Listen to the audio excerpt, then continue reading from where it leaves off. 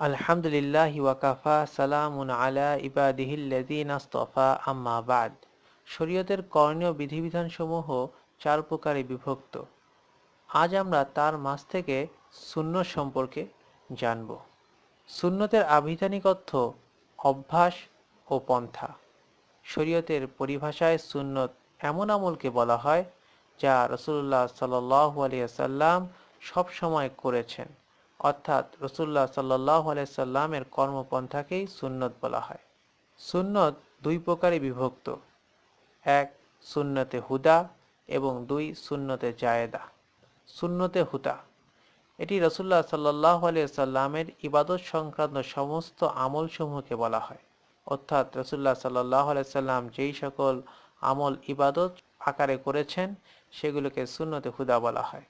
সুন্নতে জায়েদা, এটি রাসূলুল্লাহ সাল্লাল্লাহু আলাইহি ওয়াসাল্লামের আচার আচরণ সংক্রান্ত কাজসমূহকে বলা হয়, অর্থাৎ রাসূলুল্লাহ সাল্লাল্লাহু আলাইহি ওয়াসাল্লামের খাবার খাওয়া, হাঁটা চলা সমস্ত কিছুকে সুন্নতে জায়েদা বলা হয়। সুন্নতে হুদা আবার দু প্রকারে বিভক্ত: এক, সুন্নতে মুআক্কাদা এবং দুই, সুন্নতে গায়রে মুআক্কাদা। সুন্নতে মুআক্কাদা, রাসূলুল্লাহ সাল্লাল্লাহু আলাইহি ওয়াসাল্লাম যে আমলটি সবসময় করেছেন তবে ওয়াজিব হিসেবে নয়, এরূপ আমলকে বলা হয়, অর্থাৎ রাসূলুল্লাহ সাল্লাল্লাহু আলাইহি ওয়াসাল্লামের দায়মি আমল ছিল কিন্তু সেটা ওয়াজিব হিসেবে নির্ধারিত ছিল না, এমন আমলকে বলা হয়। যেমন ফজরের 2 রাকাত সুন্নত, জোহরের নামাজের আগে পরে সুন্নতসমূহ ইত্যাদি। সুন্নতে মুআক্কাদার হুকুম। সুন্নতে মুআক্কাদার হুকুম দুইটি: এক, পালন করলে সওয়াব পাওয়া যাবে; দুই, আর পালন না করলে ভর্ৎসনার অধিকারী হতে হবে।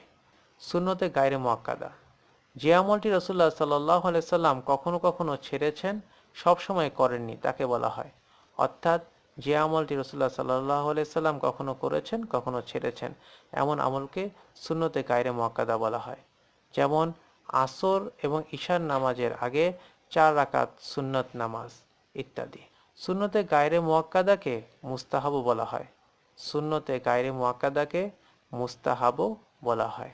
সুন্নতে গায়রে মুআক্কাদার হুকুম।